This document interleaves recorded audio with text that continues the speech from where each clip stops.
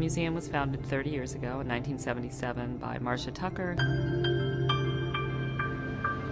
We are fearless in what we show. We often will take on artists and subjects that other institutions won't touch. Consistent with our mission to present new art and new ideas, we wanted to work with an architect who had not built previously in New York and to give a young firm a chance to make a major statement. And Sana's design had the clear advantage. It's a building that opens up. They showed one slide where they built out the full zoning envelope, and then they pulled the floors apart like a chest of drawers opening, and it was just in that one moment the clarity of their concept came forward. They had designed several museums in Japan, so they truly understood how the architecture needed to function.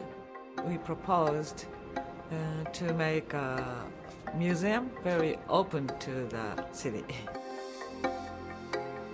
We had an idea to get to the shifting. I mean, the gap can make a terrace, or a gallery can get the natural light through the gap.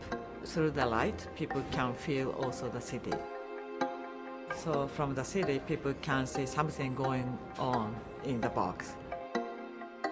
We've always been a downtown institution, and after 9/11, we decided we were staying downtown. So we began looking and discovered that the Bowery was not very far away. This site itself is visible straight down Prince Street, so you have a very long view to this site, and that's unusual in New York.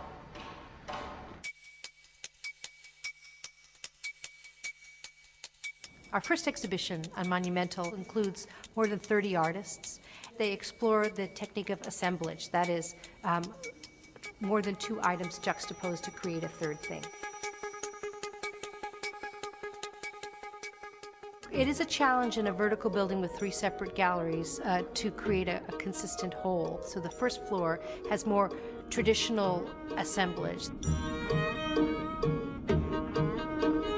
The second floor really looks at the notion of a kind of the crumbling monument. On the top floor, we have a more hard-edge work with a more obvious political message.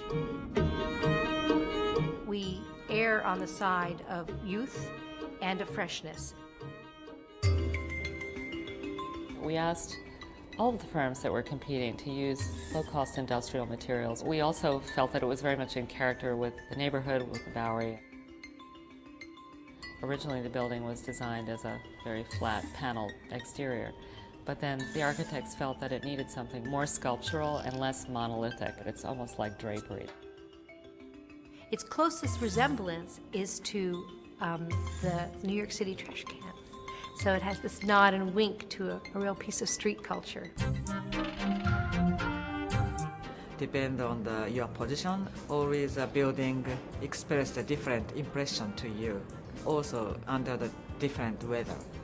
So like today, the cloudy day, this appear very like softly, but in strong sunshine, this facade give some shining to the city. And there's transparency to the mechanical systems in the building and the structure, so you can really see how the building is put together. The galleries are rectangular with beautiful mixes of different kinds of light, from natural to incandescent to fluorescent sources. There are no columns, so that you get straight-line spaces. One of the walls of each gallery follows the angled nature of the Bowery.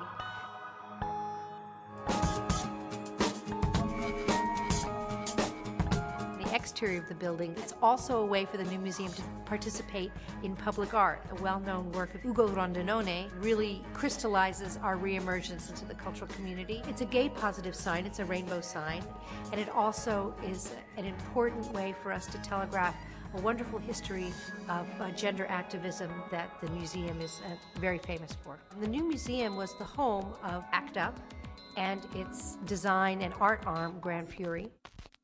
This is an institution that was built by women and continues to be built by women. There's nothing wan or girly about the museum at all. This museum always move together with the city. It's a museum, but also some new type of public space. And I'm really happy to be able to join thinking in New York.